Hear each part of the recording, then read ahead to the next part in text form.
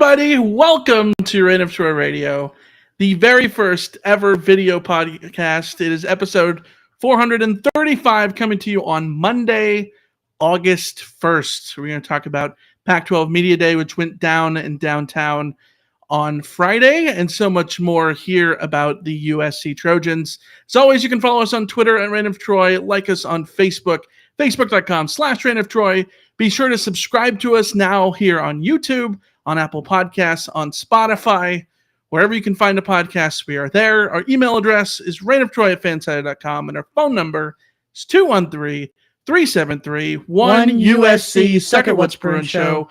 I'm your host, Michael Castillo, joined along here in the Reign of Troy studio with my co-host, Alicia Artola. Hello, everybody. Hello. We are doing this. We are finally doing our first ever video pod. It's a little wild, isn't it? It's a little crazy. It's crazy. We've talked about this. We've thought about it, and we never sort of did that endeavor. But here we are, and I feel bad for the people listening on, Apple Podcasts, because they're going to miss out on any visual bits, but that's all good. They have no idea what I'm doing right now. They can't see my little dance. I can't believe you are doing that on camera. It's shocking, really. Unbelievable. It really is. Yeah. So if you're listening, if you're listening on a podcast app on like Wednesday, she's got like a clown hat, the huge nose, like Mickey Mouse ears, and the whole bit. Can you imagine during the season when we're doing like reaction shows that people will be able to get to see my face as I'm fuming over something? You're going to become like a GIF and stuff. Please, God, no. Yeah, I would rather not. It could happen. It absolutely could happen. So look forward to that as we go on throughout the season. SC obviously opens the season on September 3rd, 3 p.m. against Rice at the Coliseum, and that means after the game we'll be here to do a CarCast talking about USC and their potential win over the Rice Owls. We will talk more about that when we get there. If it's not a win, then yes, you should all tune in. Everybody will be in that CarCast. Yeah, tune 100%. into the video because my head may be on fire. Let's just put it that way. Yeah, absolutely. Let's get into this where we always start with new reviews. We got a new one over on Apple Podcasts. It's 5 stars from XELA00412. Sounds like like a license plate or something. I'm going with Zella on this one. Zella? Okay. I dig it. It says, what the truck? Maybe it is a truck. I don't know. It says, what the truck? How could a listener give you guys a 1-star review? Doesn't he realize how this impacts Apple Podcasts algorithm? For future reference, he could vent in the comments and still give a 5-star review. I mean, true. Yeah. Listen, we always welcome reviews. We accept the opinions that people share. We do also acknowledge that a 1-star review. If you have a complaint and you still listen to us, like we would prefer if you gave us like a 4-star review, and we could maybe work to bump it back up to a 5. A 1 does impact the algorithm. But thank you, Zella, for coming back in with the 5-star to sort of reset the balance there. The one thing that I am very grateful for is that every time we do get a 1-star review, we tend to then get a couple people at least who come in and say like, hey, I'm going to throw you my 5-star review because you guys like the show. So we appreciate that. So go and leave your reviews as well. If you guys got to give us 1-star reviews, then we can't really help it, but we will read it on the air, and then you may get people coming back and saying what the truck. So I mean, the bright side is we're gonna read every review that's on there, 100%. No matter what.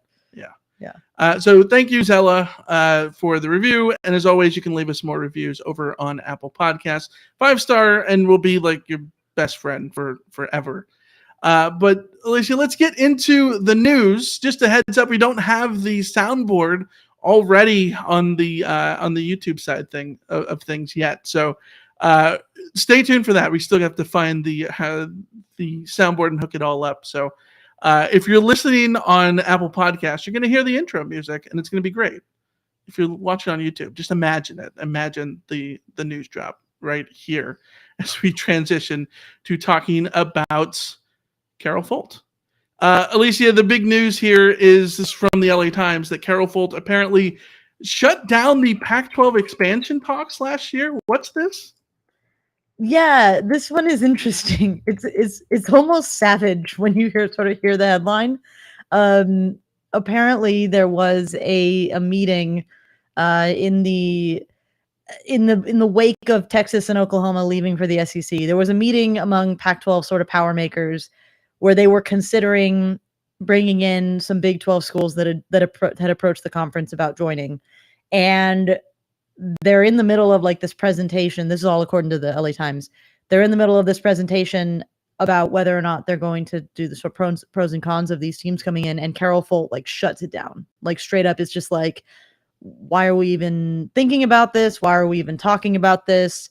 There was a concern about like, we're already having trouble with revenue shares, and you guys want to add more people who are going to take a share of that revenue. Like, she shut it down.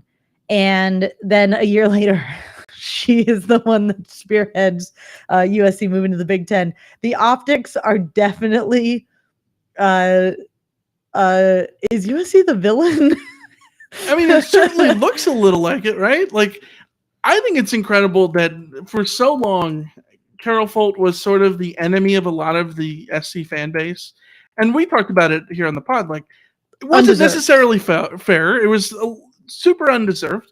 And here she is. And I think that depending on what school you're a fan of, you absolutely can look at it and say, Carol Folt is, not the best move here for the conference as a whole in the history of the Pac-12 moving forward. But as far as SC is concerned, if you're talking about making more money after Texas and Oklahoma go to the SEC, we talked about it last year. What was bringing in Oklahoma State going to do? What was bringing in Kansas State and TCU and Baylor really going to do for the conference? So I sort of get it, right? Like, I don't think it's crazy to poo-poo that idea.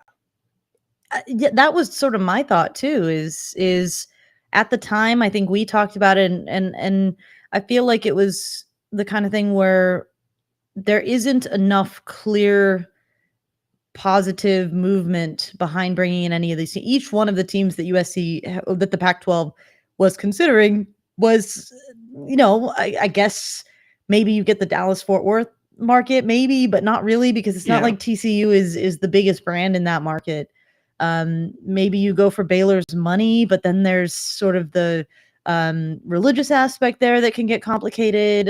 There's always been talk of BYU, and that comes with its religious aspect of dealing with this whole Sundays thing. Like, there was cultural questions and all this kind of stuff. So like, I totally get why this wasn't something that USC certainly was going to push at the time. I think the only thing that could have saved this whole headache around realignment and everything is if years ago, Texas, Oklahoma, USC, Oregon, UCLA, etc., had gone full bore into merging the Big 12 and the Pac-12 and going for their own little super conference that was going to be sort of controlled by the USCs and the Texases and the Oklahomas of the world. There were a lot of hurdles to that, though, and Texas was always going to be difficult to deal with too. So I don't know. It didn't make a lot of sense at the time, and I think that the Pac-12 probably made the right decision not to, even though because I don't think they could have imagined that USC and UCLA would leave. Like, I think.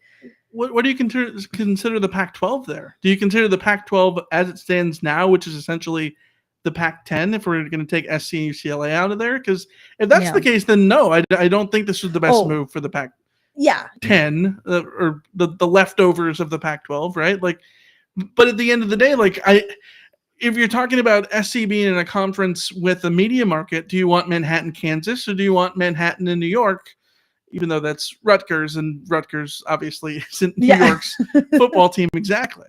But, I don't know. I just think this whole thing, I'm not trying to be naive, but like, do I think that Carol Folt had it in her head at the time that she was going to green light USC leaving to the Big Ten? Probably not. I don't think so. So I don't know that this was like a savage move by USC. I think it was business as it was then and business as it is now. Like I would love to know a timeline on USC and UCLA approaching the Big Ten and sort of when that all started happening. Like that would be fascinated to learn that.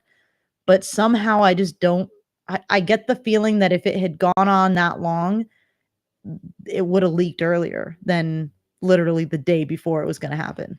Right. Yeah. And well, when she shuts it down 15 minutes into a meeting, that makes it super easy to, end this from the start. So that's the latest report from the LA Times that came out a couple of days ago.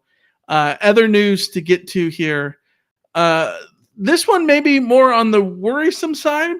Malachi Nelson, who's now the number one recruit in the country in the 24/7 Sports Composite for next year at quarterback, USC's commitment out of Los Alamitos. He's suddenly looking at Texas A&M and went down to College Station. Is this a concern? I mean, I don't think it rises to concern yet. I think it's recruiting.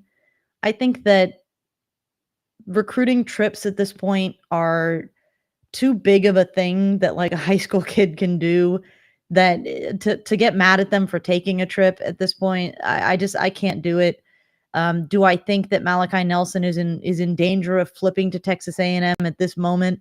No, I don't think so. I think that any flip of Malachi Nelson to Texas A&M will take a long time and will have USC contributing to the reasons. Like if USC utterly tanks this year and things just don't look like they're moving in the right direction, USC is going to lose recruits. But the moment USC starts winning games, like these dudes are not going to be looking back. So yeah, a July visit to Texas A&M, it's not sort of raising my blood pressure at all. Would it be better if he wasn't taking visits, if he was completely shut down and you didn't even have to think about the possibility of anybody coming in from Malachi Nelson? Absolutely. But he's the number one quarterback in the class. Like you'd be naive to think that he doesn't have a million people in his ear trying to get him to flip, trying to give him an offer. Frankly, it's USC's job to keep him home. Like it was USC's job to keep a million other Southern California quarterbacks home, and they utterly failed at that job over the last few years. So if Malachi Nelson goes somewhere else, that means that somebody dropped the ball at USC. That means Lincoln Riley dropped the ball at USC. He can't afford to let that happen. So it either happens, and that's a very, very bad sign, or this is all just sort of summertime recruiting smoke. The way I look at it, you look at the track record that Lincoln Riley has had at recruiting quarterbacks, there's no need to worry here. It's early on. Doomsday scenario, if he does flip to the Aggies, like I would have to imagine there's going to be some sort of, recoil to that where SC would have some other option, right? Like the other thing is he's a class of 2023 guy. Caleb Williams is here for the next 2 years. Like, I don't think this is anything to get overly worried about at this point. Just let things go, as you said, and see how the season goes. And if SC wins, they're going to have a million different recruits. The other thing is, even when SC has botched the quarterback recruiting stuff, which, over the last decade has happened, how many times guys that should have gone to SC, Tua, Matt Corral, Bryce Young, DJ, right? Like, the list goes on and on. Tate Martell. Yeah, Tate Martell. Sorry, Tathan Martell. Tathan Martell. Yeah, like the list goes on and on of all those guys. Costello. Like KJ Costello. Yeah, like the list goes on and on of guys that nearly came to SC but didn't. But who did SC get in their place? Sam Darnold. They pulled Sam Darnold out of their ass. Sort of, kind of, out of nowhere. They get Keaton Slovis, 3-star guy out of Arizona, but Keaton Slovis at one point was looking to be like a day one NFL draft pick, and then SC couldn't end up developing him. So, have you seen the list of the Heisman odds? No, for this year. Is he on there? Yeah, there are of the people with top 10 Heisman odds. There are 4 USC quarterbacks. Or there's Keaton Slovis, Jackson Dart, Caleb Williams, and then a former USC quarterback commit in Bryce Young. Like, Incredible. It's incredible. So yeah, you're again, if you lose Malachi Nelson, yes, it will suck. Absolutely, he's the guy you want. But like, it's not like Lincoln Riley is ever hurting for quarterbacks who want to come play for him. Like, remember Jack Sears? Yeah, Jack Sears. You ever just like stop and think like and look back at like the good old days? Jack Sears. Jack Sears was a thing. Yeah. Jack Sears was very much a thing. He was the next Sam Darnold until he wasn't. So yeah. Yeah. Things have absolutely changed at quarterback. But yeah, that's going to wrap it up for the news here before we start talking about Pac-12 Media Day, which went down on Friday. I want to dig into the chat here.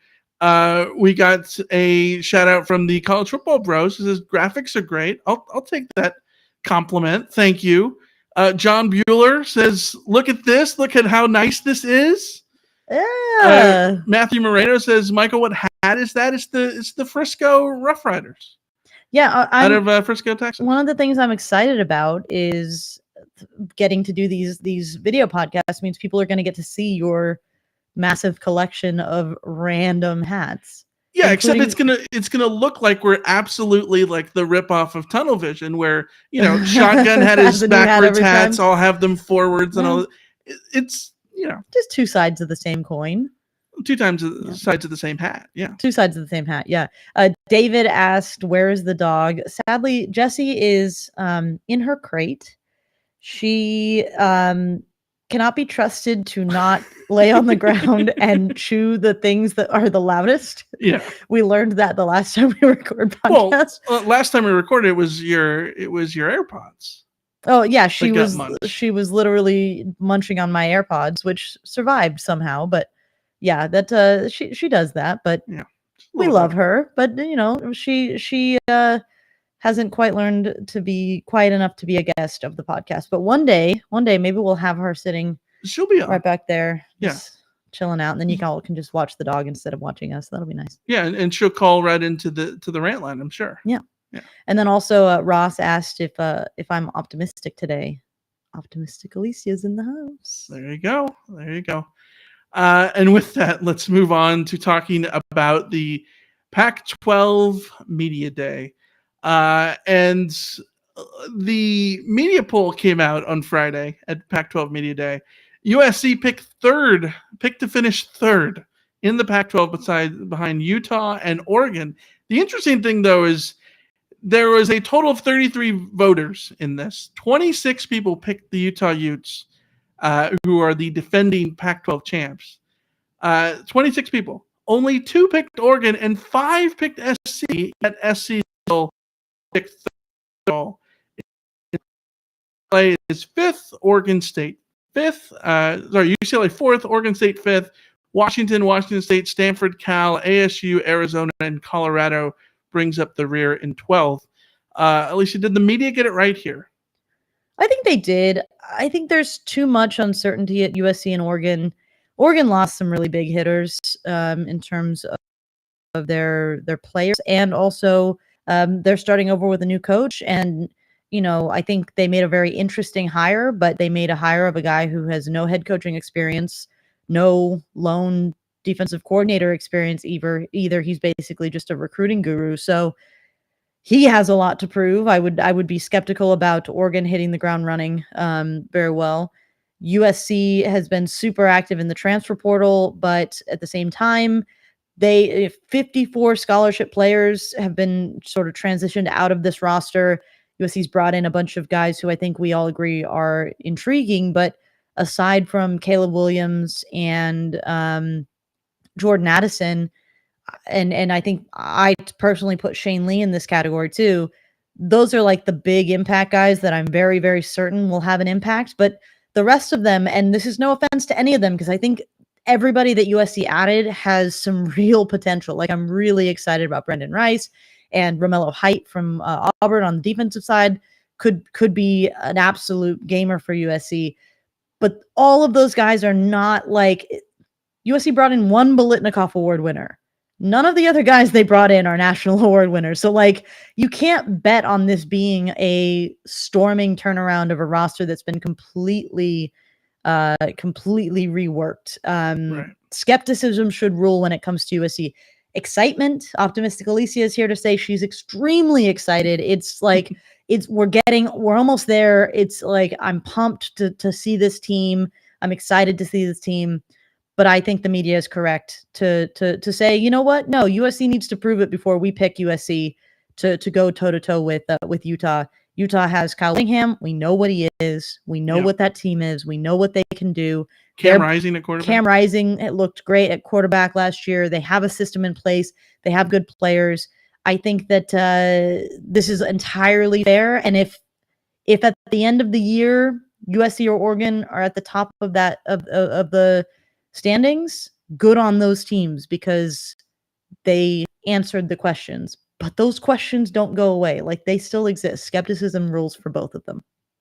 Yeah, absolutely. I think that you look at the poll 1 to 12, and I'm struggling to find any sort of complaints here. I think it's pretty tight. You have to put Utah 1.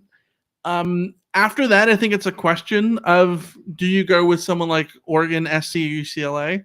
And I'm fine with the order. Oregon, SC, and UCLA in that order. Any sort of order, I think, is fine there. And after that, everything sort of falls in line. Oregon State being ahead of Washington sounds crazy, but look how good Oregon State was last year. They bring so many of those guys back too. I want to see what it's like for Jonathan Smith continuing. Already, he's like in year 5 in Corvallis, which sounds crazy to me. You never know what to expect out of Stanford these days. I think Stanford, if anyone is potentially egregiously underrated, it might be Stanford. I think Tanner McKee could be one of those quarterbacks that just launches Stanford. Were they like 3-9 last year? They were not good last year, but they got all of their positive plays in one game against SC. Pretty much, yes. Yes, this is true.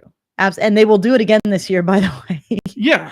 I mean, I'm really interested to see what happens with Arizona. I did not think that they made the right move by going with Jed Fish there, but he seemingly says the right things, and I really liked how they played last year. They reminded me of sort of like of Colorado in 2015, the year that they were close, and every game they lost by like a touchdown or within a score at least, and then they came back the next year and actually won the Pac-12 South. Kind of feel those vibes from Arizona. Not that they're going to win the South this year, but more so that they're going to be in games and really kind of test people. So them at 11th, I think, might be end up aging poorly if they can string together a couple of wins. But I don't know. The media poll in general, I thought went well as a whole. Yeah, I really can't complain. Also, media polls are a crapshoot. Yeah. There's no winning. Like, no one wins here. If they get it wrong, it happens all the time. If they get it right, no one gets an award. So right. Yeah. Yeah, and the media day as a whole went down on Friday, and you weren't able to go. I went with our friend Jake Merrifield from the What's Brewing show, and I gotta say, I don't know that you missed anything. It was like probably the most disappointing, and okay, I say disappointing Pac-12 media days. I don't know what my expectations were, but it was just like a general mess session. Were you expecting like a giant fist fight in the middle between Cleophas and Bone? It was just like I walked away and I'm talking to Jake and I'm like, what did we learn here? I don't know. I don't know. First of all, it was at the Novo Theater in downtown, which is formerly the Club Nokia. And they did it in this weird way where I think that's where I saw Thrice last year. I saw Led Zeppelin there. But the club small. Is nice for music. I don't know that I'd have a media event there, especially when there's, lunch and there's a Radio Row and all that stuff. And they should have just kind of threw those things in different parts.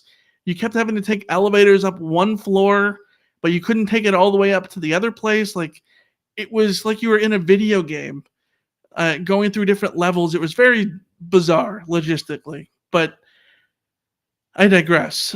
Let's talk about the things that were said there. And I don't know that there's anything that is overall like surprising.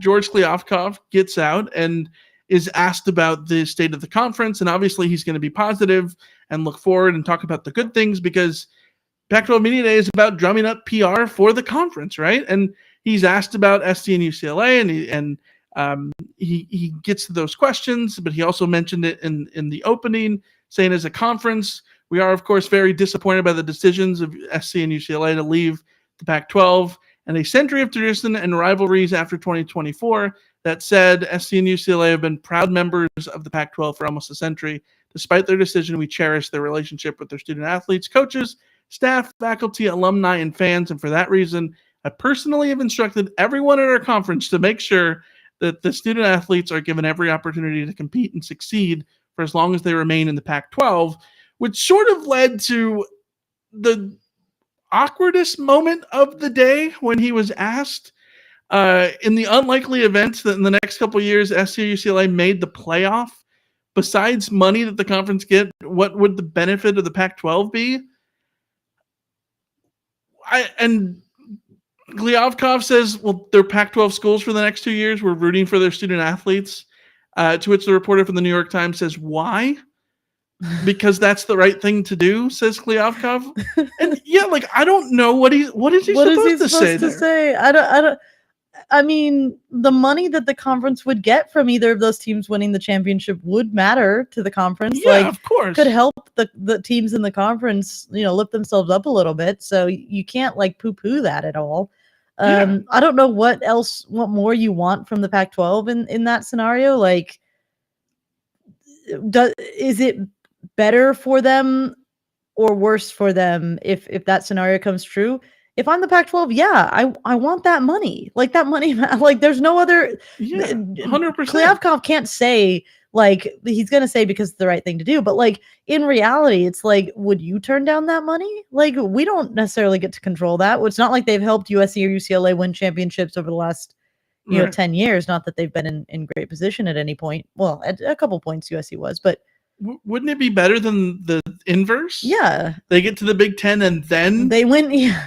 Then they make the playoffs, and then the Pac-12 has no money to show for. Like, I don't know. It was very weird. You gotta want USC and UCLA to be as marketable and as successful over the next 2 years as they possibly can. Like, you don't want UCLA and USC to fall off a cliff. Yeah, I mean, you might laugh at it, but like, and I understand that the Pac-12 has egg on their face, and I really do feel for Gliavkov, because I don't think this is all his fault. It's certainly not. He seems like a good commissioner. It's the culture of everything that was before him, right? Like, so it's not necessarily his fault. He's the one that has to sort of deal with the mess left by the exit of SC and UCLA, but. Nonetheless, that's where things are. And then let's talk about Lincoln Riley. Alicia, did you have any first thoughts about the Lincoln Riley press conference at all? I guess I have a question for you as the person who was in the room. Is this like the first time where like someone didn't win the press conference? Not that he like lost the press conference, but like what I've heard is just like it was like whatever. Like, it's not like he like blew people out of the water with his charisma or anything like that. I don't know that.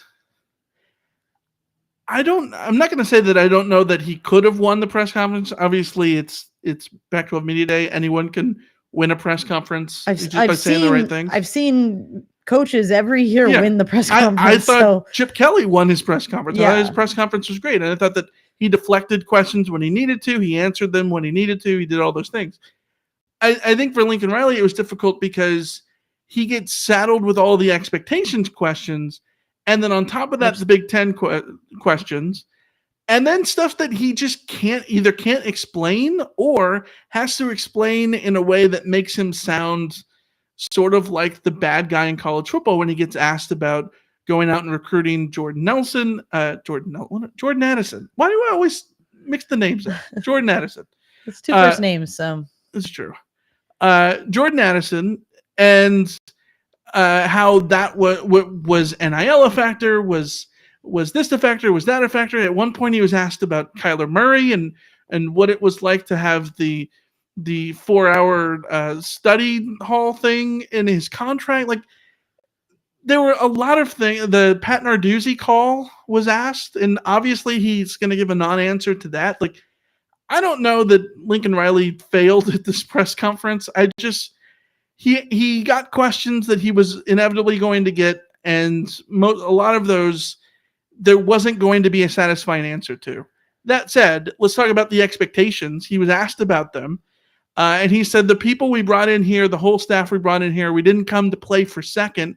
We are not wired that way. We came here competitively to win championships, win them now, and to win them for a long time. That will always be our expectation. And the follow-up was, well, what is your expectation for this year? And he said, to win the championship. Alicia, we've talked about this on the pod extensively. We just did it last week about the expectations for the Trojans going into year one.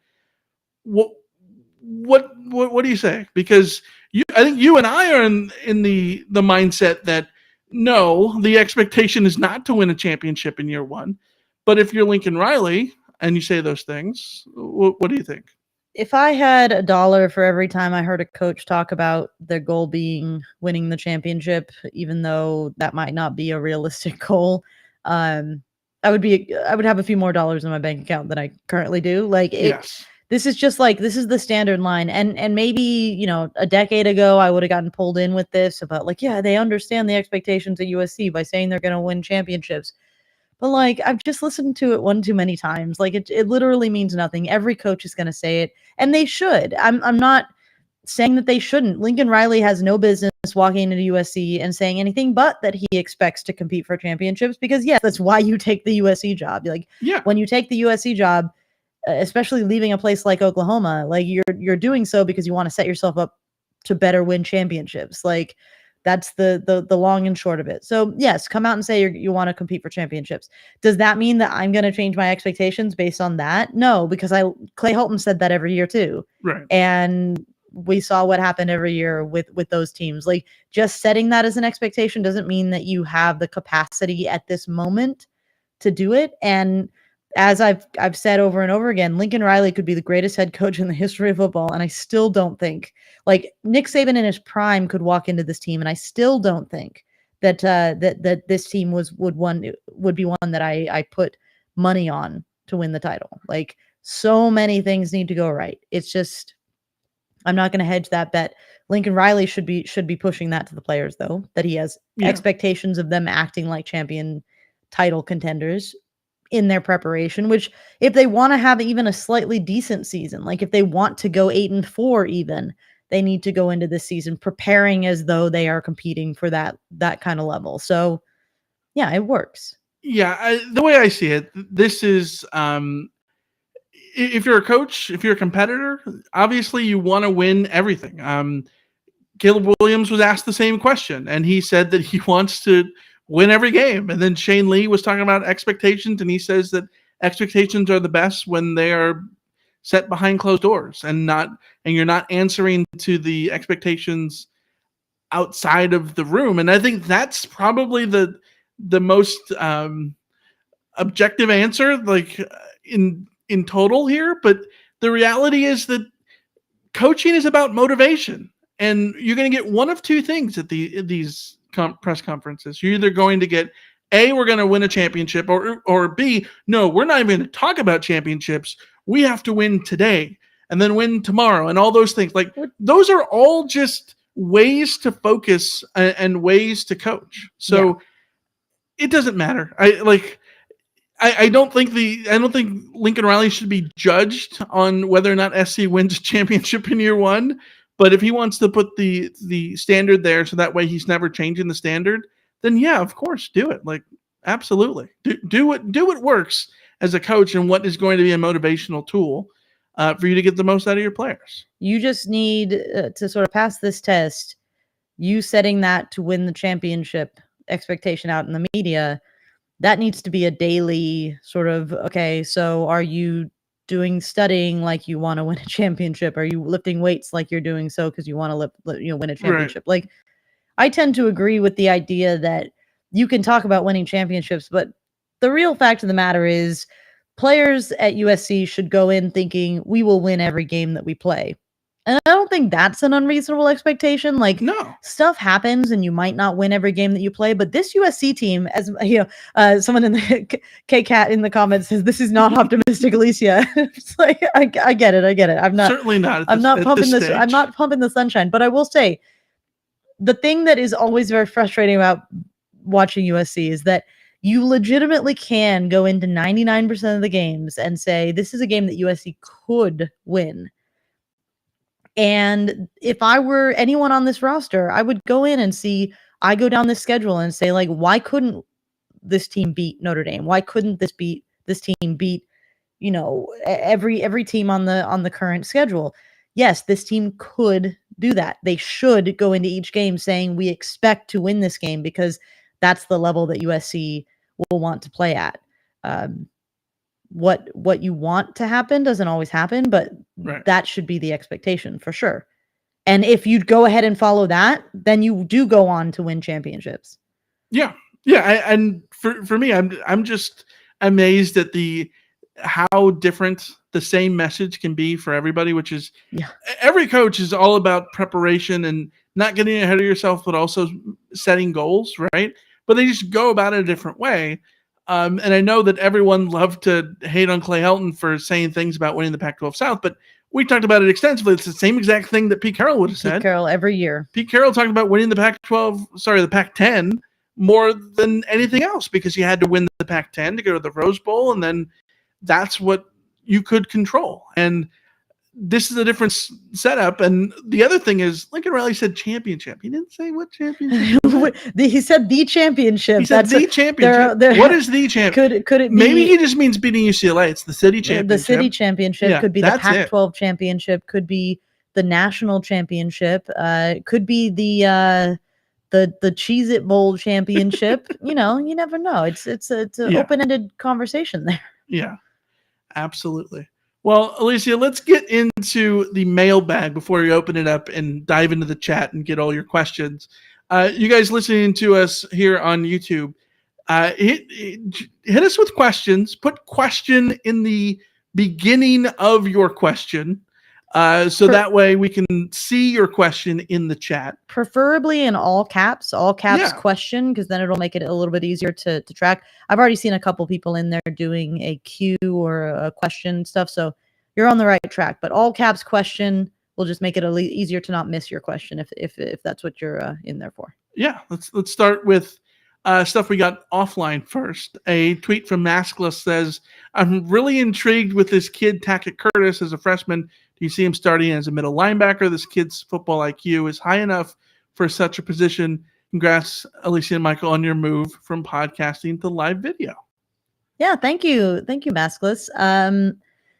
Do I see him starting as a middle linebacker as a true freshman? I hope not. I, too, am very excited about Tackett Curtis. I think just the moment I heard the Matt Grudegood comparison, I was all in. I love every little bit of information I've seen from this kid. So, yes, get very excited. But I'm also of the opinion that there are certain positions that you never, ever want a true freshman starting. You don't want to be in a position where you have to start a true freshman at middle linebacker. You don't want to have to be in a position to start a true freshman at quarterback. You don't want to have to be in a position to start true freshmen on the offensive line. Wide receivers, we've seen true freshmen go out and be incredible. Corners can do it. Safeties, maybe not quite as easily, but I think you can have those guys come in and make that mark and feel like, okay, it's just because he's so much better. If you have Tackett Curtis as your middle linebacker, that means that one of the guys on your squad right now didn't develop the way that I would hope to see, someone like Julian Simon develop, or, Raylan Goforth continue to move forward, or, there's some guys there that you just like to see take that role themselves. If Tackett Curtis is so good that he can't get on the field, if he can't not be on the field, then that would be amazing. It's just the chances of that happen, like, he might be very, very good, but you would need to talk about like the most generational player in the history of USC football for me to say that that's exactly what will happen. So yeah, give me a sophomore Tackett Curtis starting. so that then we don't have to watch freshman mistakes. Like I'm not interested in watching freshman mistakes if you don't have to. So anti-freshman. I am, yeah. For me, it comes down to will it make sense? Yeah. If it makes sense, then yeah, go for it. If he's the guy, I'm interested to see what happens to his body. He was what 6'2", 215 right now as a high school senior in Louisiana. Like, Yeah. there's not a lot of 6'2", 215 dudes starting at linebacker in college football. So he's someone who can play all over the field. Hence the Gruder good comparisons. I want to see what that actually translates to, and what it means in this defense. And I think that once we get a sense of what this USC defense is going to be like under Alex Grinch this year, then we can sort of have a sense of like, okay, yes, he's definitely going to be ahead of X, Y, and Z, or no, he's not, because SC's got this guy and this guy and this guy who are playing up to expectations. So I think it's a little early to say. We'll see how things go from there. Marcelo messaged us on Slack and said, how different will the offense look? Zone read, spread will look more or less the same, but executed and planned better. I don't know that it's going formationally look completely different. I think that you're going to see tight ends split out wide. You're not going to see, I formation stuff.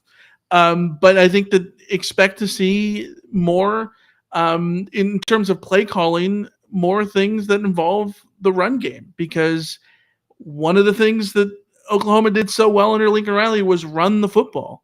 And SC's running game was so telegraphed, where they go into the pistol and it was obvious they were going to run the football.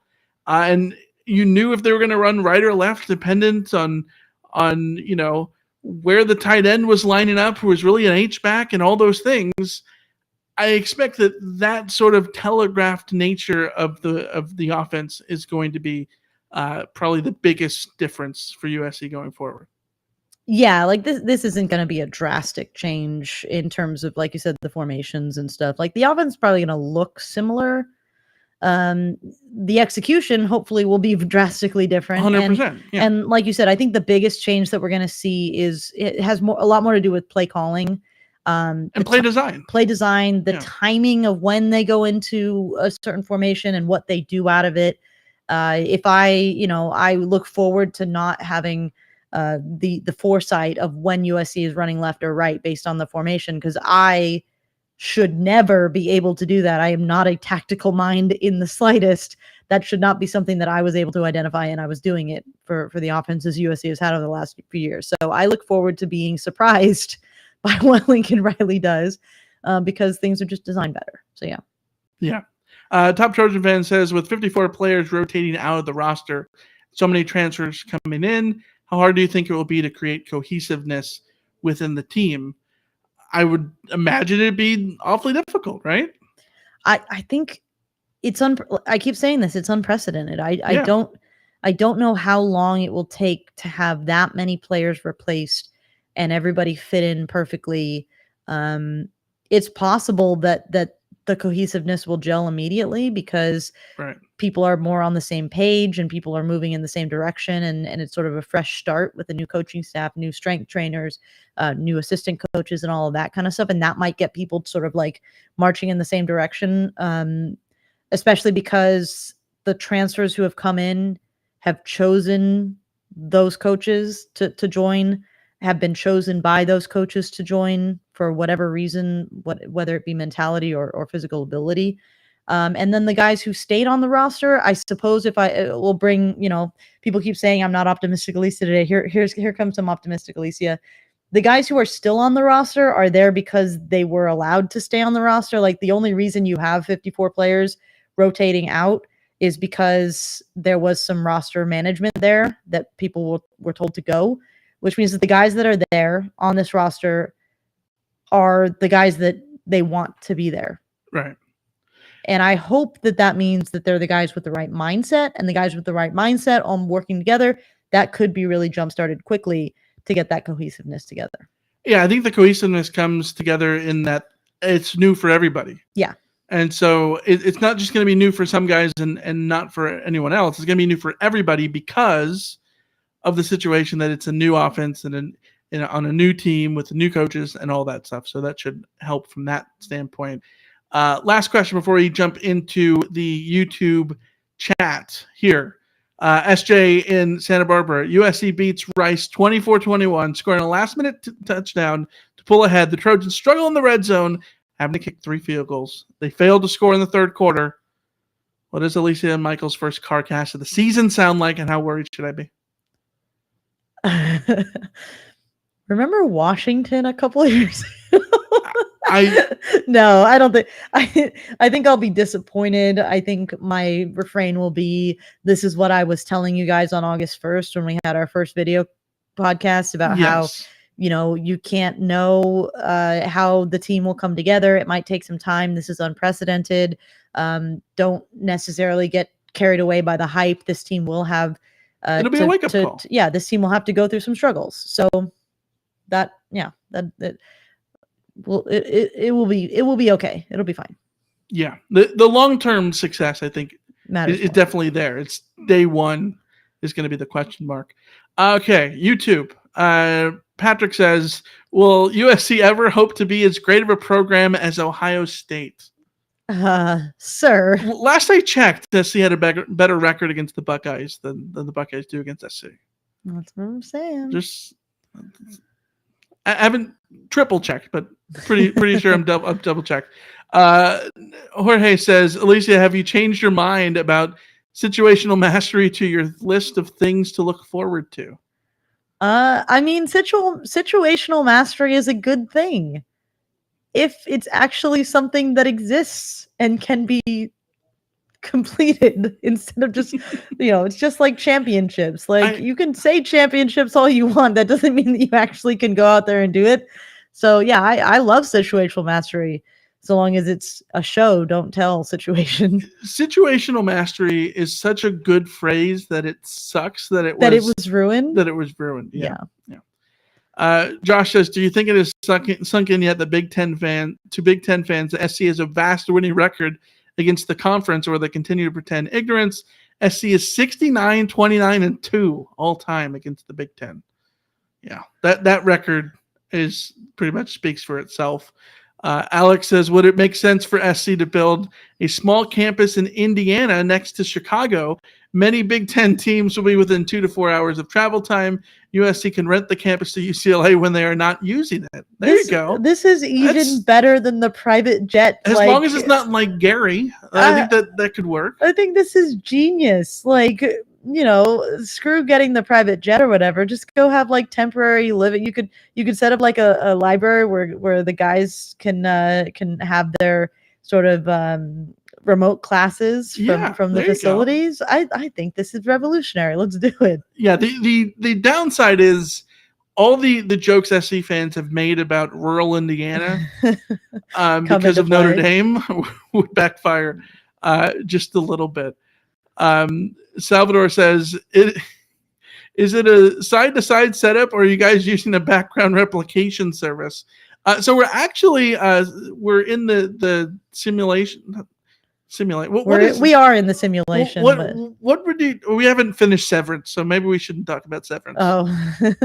Oh, have we been severed into two different something like that perceptions? Yeah. No, the funny part about this setup is like it's a long table that turns into a corner at the end. There it is. Yeah, that works. That's one for the podcast listeners. It was weirder when my camera's on mirror. Yeah. And then we did a test recording last week, and we sent that to our friends in our Slack channel, and people were like, I can't figure it out. Like, what is going on? Yeah.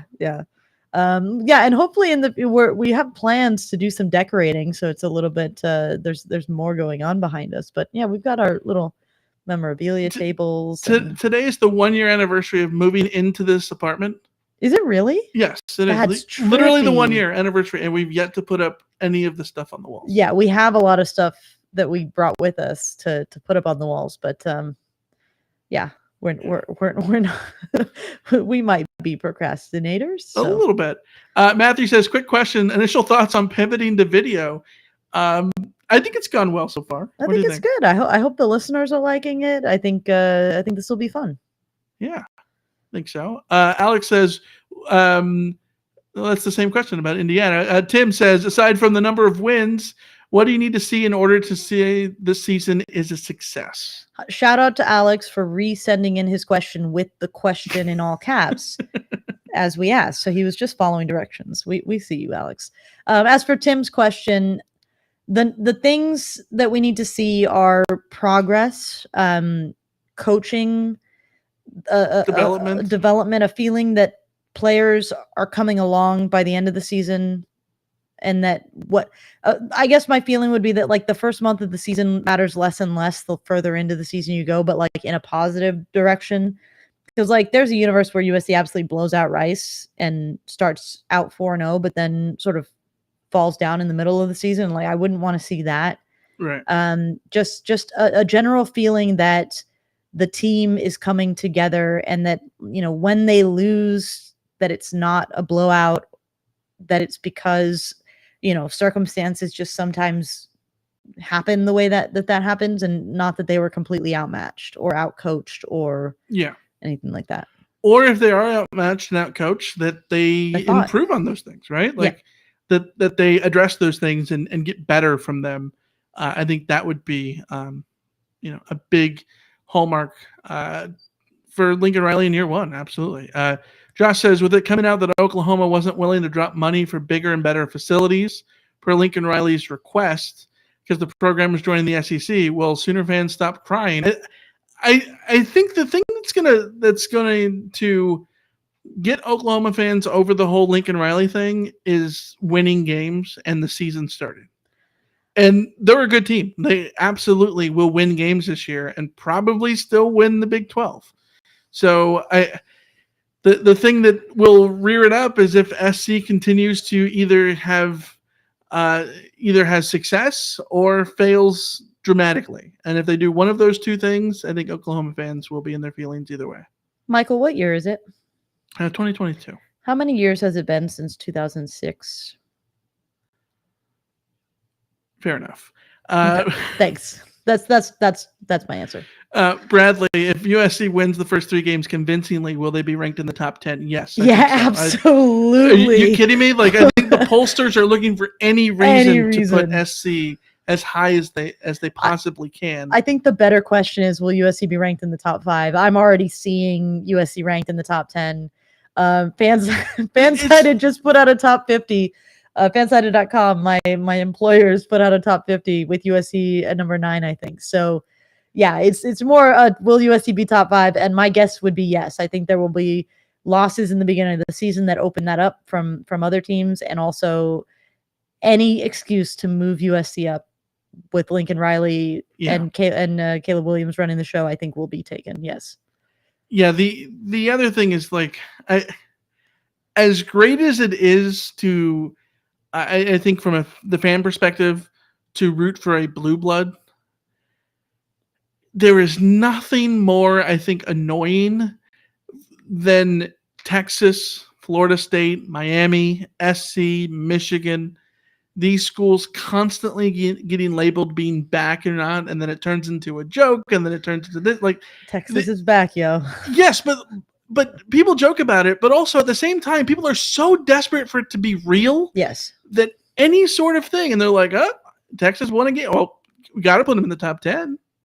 And it's like, slow down. And I think that SC will absolutely get one of those things. I think if SC comes out and beats Rice 52-0, they're going to go up like 4 spots in the poll. And that's going to be insane. Yeah. Next question for Tim. For someone who's never been to an away game outside of UCLA, what road game or must-sees in the last 2 years of the Pac-12? So we were talking about this. Oregon next year as like a must-do. You have to do, which we haven't done. Yeah, we have to do Autzen Stadium for sure. This year, Rice-Eccles, I think, is a must-do, especially with Utah at the top of their game, right? Yeah, and I like Salt Lake City, so I think it's a good trip for sure. Yeah. The Weekender, you can never go wrong with the Weekender. I haven't done all of them, so maybe this is a hot take, but like, is there a bad road trip in the Pac-12? The only thing that's no, I don't think there's a bad road trip. I also don't think there's a bad thing. There's no such thing as a bad sports road trip unless you lose and had a bad time. Yeah. Right? Like I think that anything can sort of be fun, right? Like Arizona Stadium in Tucson, maybe not the most fun stadium to be at, and it might be hot and all that stuff, but like it's a good college town. They got good Mexican food. Mm-hmm. A little bit different than our Mexican food, but it's still Mexican food. Anytime you go to Arizona, just make sure it's a night game. Like Arizona State, just make sure it's a night game. They got Whataburgers. Oh, yes, they do. Yeah. So Portillo's. Can't go wrong with it. Yeah, absolutely. Ross says, a big fan of Kyle Ford. Where does he sit in the wide receiver rotation with all the studs SC gained over the offseason? Well, see, and this is the big question with all the transfers, right? Because there are just a lot behind Jordan Addison. I think there's a lot of questions. I think Kyle Ford could end up being better than Brendan Rice and Bynum, Terrell Bynum, and the rest of them that have come in, Mario Williams or whatever. He could also be behind those guys because we don't know where they fit in USC. We also don't know where he's at. I think he was certainly progressing, but we still need to see how he progresses from injury. So this fall camp is going to be huge because we're going to be able to get a little bit more of a sense of which of these transfers can actually contribute and which, like I've always said, it's like a 50-50 proposition. Like some of these guys are not going to pan out for one reason or another. Yeah. I'm very curious about what happens with the wide receiver rotation because there's so many dudes that I don't know. I can't even guess. Like, I wouldn't be surprised if someone who was a stalwart last year, maybe like a Gary Bryant or a Taj Washington, ends up maybe on the outside looking in. And not because they're not worthy, but just because there's so many different dudes. Yeah. I don't know. Someone's going to get left out, right? Like, the only thing we know for sure is that Jordan Addison is wide receiver 1. That's the only thing we know. Absolutely. And like one of like 6 dudes could be wide receiver 2. Yeah. You don't exactly know. Daniel says it feels like SC keeps hinting at an alternate uniform, at least the retro stripes. If SC is undefeated going into the UCLA game, will they unveil them then? No, they should not do that. That would be a bad idea because you know what happens? Let's just say hypothetically. You lose that game, you can never wear those jerseys ever again. And you don't screw up the mojo. If you're undefeated, you keep wearing what got you all those wins. Also, in USC UCLA is also one of the great uniform spectacles in college football because of the colors. You don't need a special uniform. Yeah, it's like that's not the game I would do it for. I am hoping we see those retro stripes sometimes. I don't think there's any chance it happens this year, but I would give it a year. Pete Carroll's first year, they were wearing the stripes, and then I remember going to the UCLA game. There were rumors about a new jersey for that UCLA game, and they ended up not wearing them until the next season, which was the 2002 season when they went to the Chevrons. So, yeah, things can absolutely change in that sense. A couple more questions before we wrap this up. Alex says, would you rather SC play Oklahoma in a bowl game this season or SC play Michigan in a bowl game? It's got to be Oklahoma, even though the storylines would be exciting for like 30 seconds and then probably extremely nauseating. So I would only want to play Oklahoma if I felt very confident that USC would win that game, because playing Oklahoma and losing that game is not a universe that you're supposed to be optimistic today. I am. What are you doing? I am optimistic. I just don't want to deal with Oklahoma fans, and like losing to them would just give them ammunition for another 2 decades. So I don't know. I think it would be fun to play Michigan. Yeah, I mean, it'd be fun to play either one of them. Yeah. Blue blood on blue blood is why you root for college football and why college football is fun. Big brands playing each other. Last question comes from Samuel. What do you think of the 2022 EA F1 game or any of the EA F1 games? So this is the second year that EA has been in charge of the F1 game. even though last year they really didn't have much development because they bought Codemasters, who makes the game, like 18 months ago or something like that.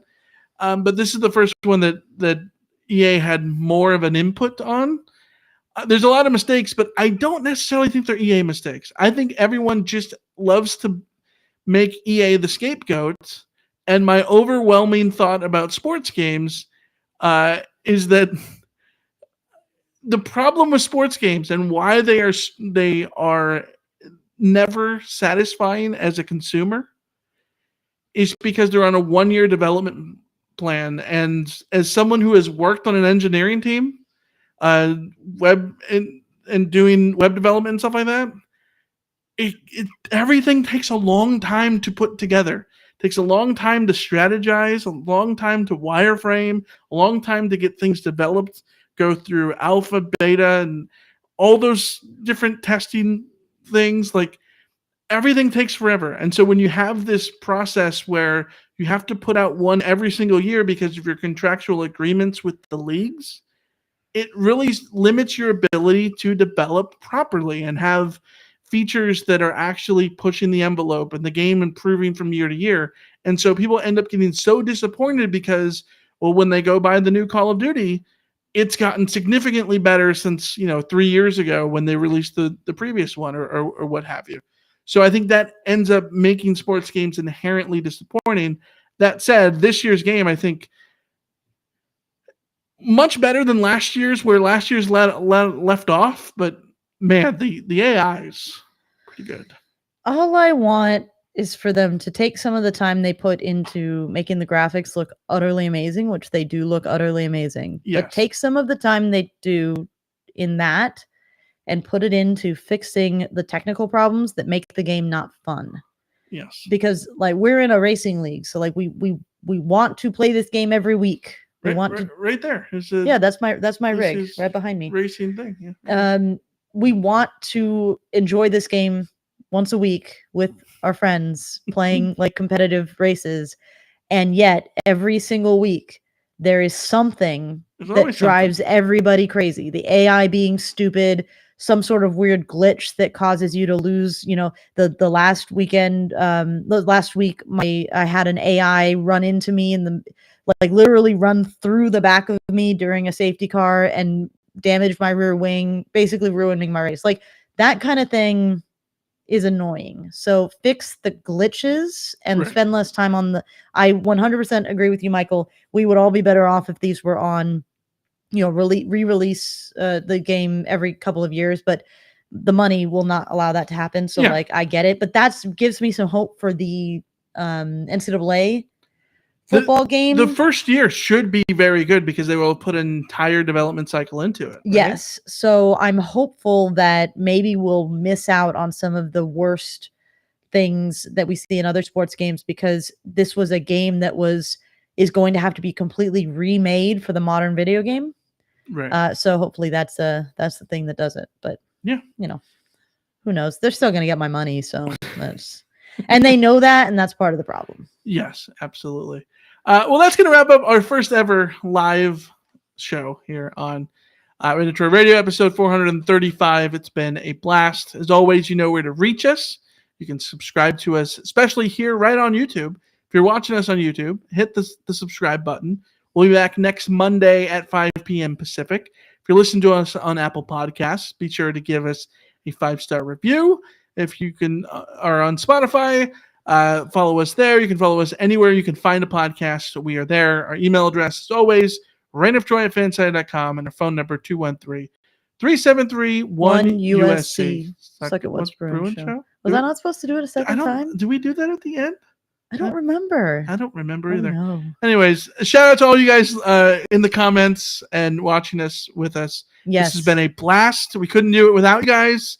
We fully appreciate you. Shout out to Matthew and Randy and Alex and Tim and Everest and Ross and Samuel and Josh and Bradley and Patrick and Salvador and whoever else I didn't miss or did miss. I'm sorry. Shout out to all you guys. You're all special. And we'll see you next week. See ya. See ya.